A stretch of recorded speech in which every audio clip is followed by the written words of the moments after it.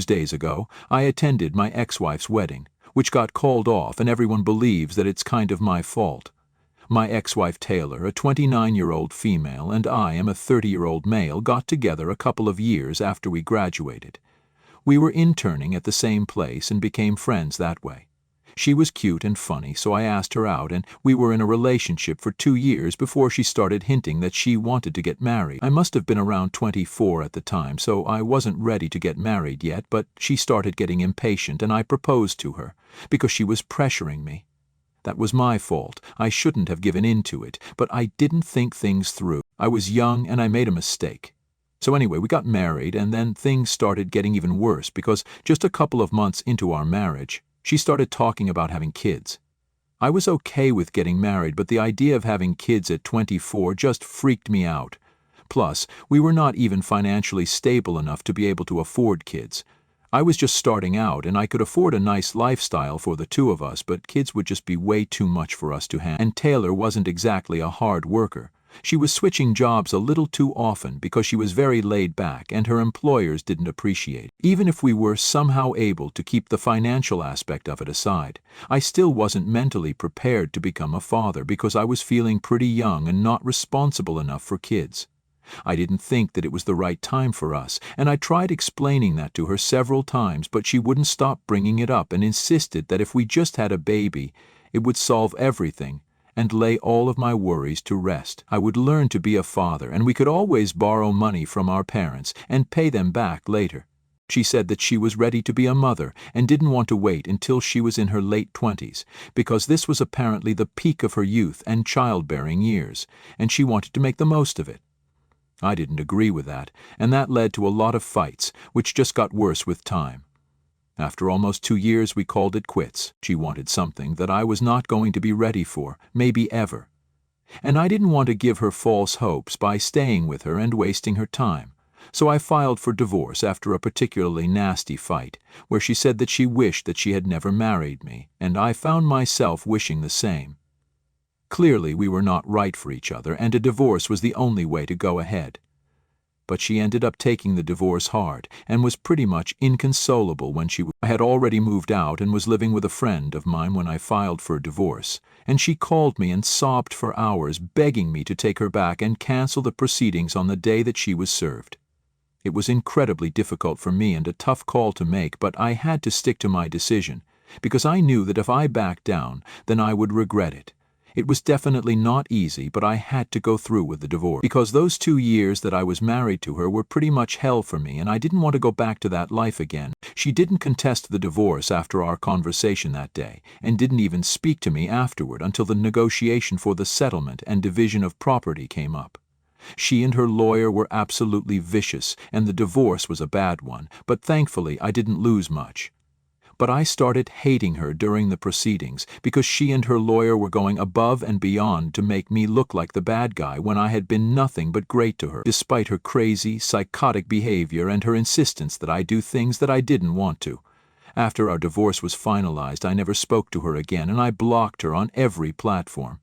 I also told all our common friends that I never wished to hear from her or about her, because I hated her. That was almost 3 or 4 years ago, and we didn't speak for a really long time, until she reached out to me a few months ago to invite me to her wedding. She reached out to me personally after she sent me the invite, and sent me an email saying that she would love to have me at her wedding and reconcile because she regretted the way that we ended things. In her email, she told me that she had resented me for a long time after our divorce, but now that she had finally moved on, she wanted to make amends with me because she knew the divorce had been particularly hard on me since she and her lawyer really hadn't held back. She wanted to make things right by reconnecting with me, and she wanted to do it at her wedding, so she could embark on this new journey with a clear conscience. At first, I didn't respond to that email because I was still out on the fence about whether I wanted to reconnect with Taylor or not. But then, a few weeks after the first email, she sent me another one, saying that she wanted to meet me and make everything right with me because she didn't want this on her conscience anymore. She requested me to attend the ceremony and be there for her because before we got married we were good friends, and that made me reconsider, so I agreed to attend her wedding. I guess it was really stupid of me, but her second email was really heartfelt and I couldn't bring myself to decline. I unblocked her on social media, and we were doing all right. We were on talking terms until the day of her wedding. On the day of the event, I showed up at the venue and was pretty surprised to see the exact same arrangements as my wedding. It was a little off-putting, but I didn't think much of it, even though I was having insane déjà vu because of how similar everything was to our wedding. I thought that maybe she just didn't want to put in extra effort to make this different from her first wedding and just went with whatever she liked, and forced myself into believing that this had nothing to do with me. Then, once I went in, I took my seat, and after a while it was time for Taylor to walk down the aisle. Everybody present was quite surprised to see me there, and I realized that they didn't expect me to actually attend. And later on I found out that most of them didn't even know that I would be invited, including the groom, which is something I found out way later than I should have. Anyway, Taylor walked down the aisle and got to the aisle, and everybody's eyes were on her and not on me, which was a relief. When it was time for the vows, her fiancé went first, and it was beautiful. I could sense that he really loved her. And then it all went downhill as soon as Taylor started speaking, because as it turns out, this was her big plan. She didn't care about peace or making things right with me, since her vows were all about me. She went on to talk about how terrible her first marriage had been, and said that she was thrilled that her second marriage was not going to be as bad, because she was with Q, much better man now. She then went on to say a couple of more things to insult me, and after that she even pointed at me and waved like she was performing a stand-up routine. It was ridiculous and insane, but I just remained frozen in my place, because I was in shock. What made me snap out of it was when her fiancé said that he had seen enough, and it was clear to him that Taylor had obviously not moved on from me entirely. He looked crestfallen, and I couldn't help but feel bad for the guy, because this was supposed to be a day to celebrate their relationship. And yet Taylor was up there, talking about me in her vows. Her fiancé speaking up probably made her snap out of her insanity as well, and she came back to her senses when he started walking away from the altar.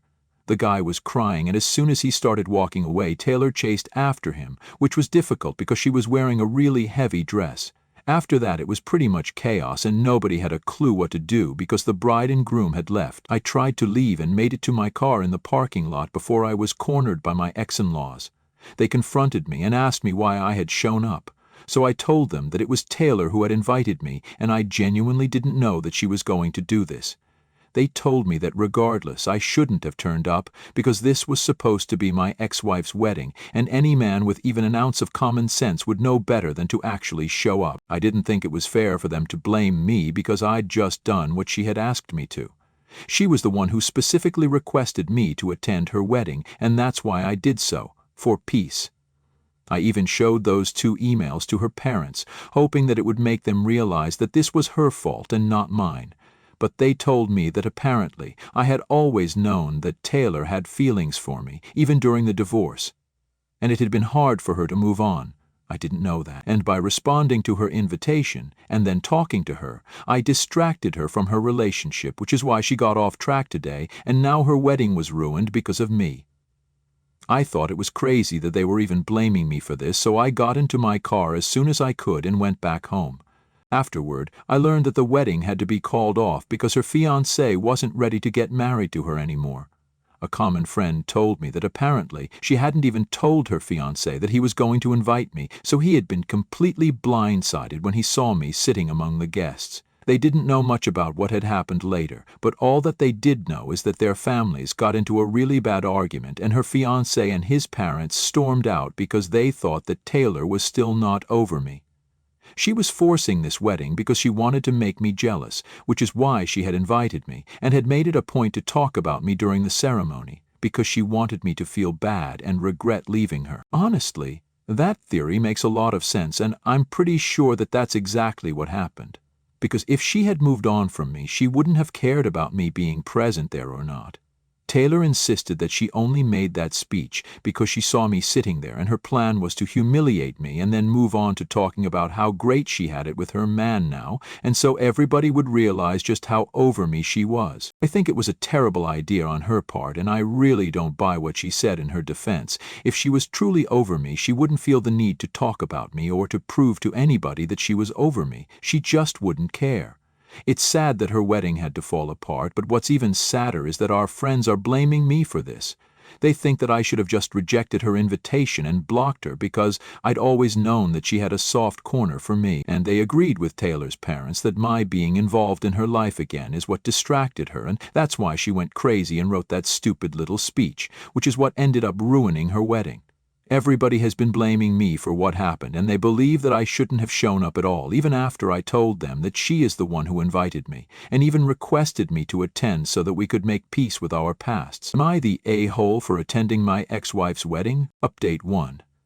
1 week has passed since the wedding, and I have stopped speaking to all our common friends.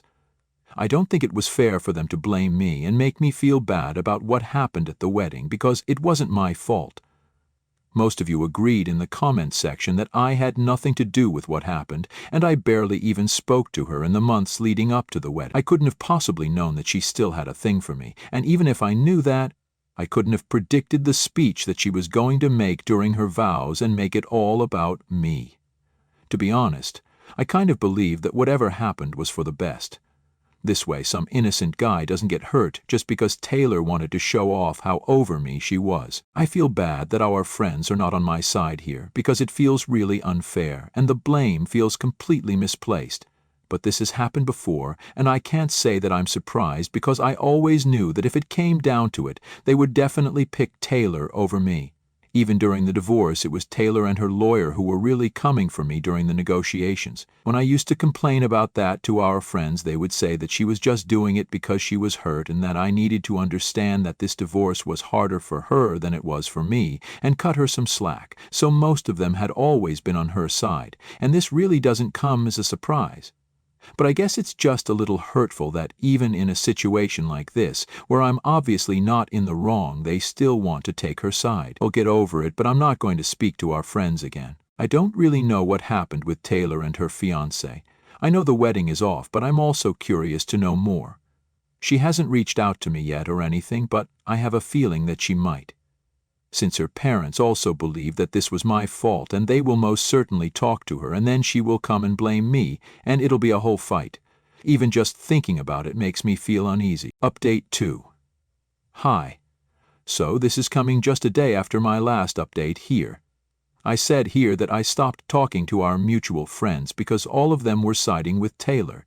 I didn't block them, but I just stopped replying to them. I didn't think that they would notice it so soon, but they did, and they decided to confront me about it. We have a group text, without Taylor, of course. They have a separate one with her, and today one of our friends confronted me in the group and asked me why I was ignoring all of them. So I decided to be honest with them, and I told them that I didn't like the fact that they were choosing to blame me even now, knowing that this was not my fault. I told him that it had been really difficult for me, even during the divorce, because Taylor and her lawyer were really trying their best to make me look like a bad guy, and it was a very emotionally tough time for me. But even then, they took her side and completely invalidated my feelings. This time they were doing the same thing yet again, and funnily enough, this time I didn't even do anything except just attend a wedding that I was invited to, and I was requested to attend as a matter of fact. I told them that it was very clear that no matter what happened, they would always be on her side. And it might sound petty and immature, but that's what I was upset about, so I didn't want to speak to them, because then they would just keep on blaming me, and I didn't need that sort of negativity right now. And just as I had expected, as soon as I said that, everybody in the group started telling me that I was overreacting and that I really needed to calm down. They tried to convince me that this was not a big deal and that they were just telling me their honest opinions. It had nothing to do with taking sides because they valued both Taylor and me equally. I didn't buy it, and so I told them that I knew that Taylor was the fan favorite here and always would be. And I was cool with it now, but I just needed some space and time away from this group because it was becoming really toxic for me. I regretted using the word toxic because that pissed them off. They immediately turned on me and called me the toxic one because I was the one who ruined her wedding, and now I was the one playing the victim according to them. I got really bored with that conversation because it all just felt like a bunch of high school juvenile BS, so I left that group and finally blocked all of them. They didn't even have anything to do with the wedding. If Taylor called me toxic, I would accept it gladly because at least she was involved in some capacity. It would be ridiculous, but at least not as ridiculous as our friends trying to create drama with me out of nothing. They're probably just bored with their own lives and want somebody to hate on, which is me. They can go on hating, it hardly matters to me anymore. They suck. Update 3. 10 days since the wedding, and today, Taylor finally called me. I didn't answer because I was at work, so that was followed by a bunch of texts demanding that I answer her call and talk to her right this instant. So during lunch I decided to call her back and prepared myself for a really terrible argument, which is what I was expecting. But strangely enough, that's not what she was calling me for. She sounded quieter and even kind of sad, while I expected her to be furious. She went on to tell me that she wanted to apologize for everything, and she wanted to do it in person. Apparently, in the days after the wedding got called off, she had been feeling terrible about everything, and even though her friends and family were doing all they could to make me the villain here and pin all the blame on me, it didn't make her feel any better, because she knew that it was not the truth. In her head, she knew that this was her own fault, and she could try to make it seem like mine for just being there, but the truth was that she wanted it to happen. She didn't anticipate her fiancé leaving her because of whatever she said, but she agreed that if she was still talking about me at her second wedding, then she probably wasn't over me at all. It felt weird to hear all of this from her, but I also felt relieved that she was finally owning up to everything. She didn't want to discuss this further on the phone, and said that she wanted to meet me. So we set a date in a couple of days and we'll get together for lunch and just get some closure, I guess. Update 4. Hi everybody. I just came back home from my lunch date with my ex-wife. That's a sentence I never thought that I would say, but here we are. It was quite pleasant, even though there were a lot of uncomfortable truths that we had to get out of the way before we even started with lunch. We actually hugged each other when we met, and it felt comfortable and familiar.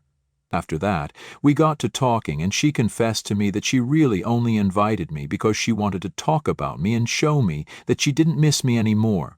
But the truth was that she missed me every single day, and the guy she was about to marry was just somebody that she was trying to use to forget me, but it wasn't working. And she completely deserved to be humiliated in front of all her friends and family on the day of her wedding, because she was lying to him and herself.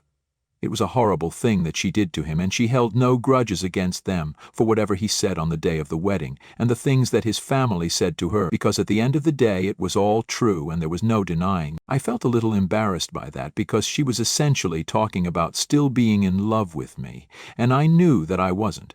But this was a conversation that needed to be had, no matter how uncomfortable or uneasy it made us feel. So we powered through it, and she told me that she was still in love with me and had always been. There was nothing that she could do about it, so she accepted it instead of trying to show the world that she had moved on. I acknowledged her feelings and told her that even though I didn't reciprocate it, I was still happy that she had love for me in her heart. It's always nice to know that you're loved. I said to her that while I couldn't bring myself to love her in the same way maybe, I still wanted her to be happy, and I wished the best for her. She cried, and when I saw her crying, I couldn't hold back the tears myself, because it was just extremely emotional and cathartic for both of us. We wasted a lot of time hating each other, and I don't think we wanted to continue that anymore now that both of us were getting older. We just wanted things to be peaceful, that's it. So we promised to keep in touch, and that's how we parted ways. I can't say that it wasn't difficult for me, it was. But I'm sure that it was more difficult for her to let go of me, knowing that I would probably never love her the same as she loved me. It made me feel horrible about myself. But I know that this is not my fault, and this is for the best. She deserves somebody who can give her everything that she wants and make her truly happy. And unfortunately, I don't think I'm that guy. I tried to be that guy while we were married, but we all know how that ended. And since then, I haven't exactly been with anyone. I have been out on a couple of dates here and there, but I just don't think that I'm a relationship kind of guy. And there's nothing wrong with that, but I just wish that Taylor finds somebody who wants the exact same things as her. It will be a lot easier for me to forget about her if I know that she is with somebody who is good for her.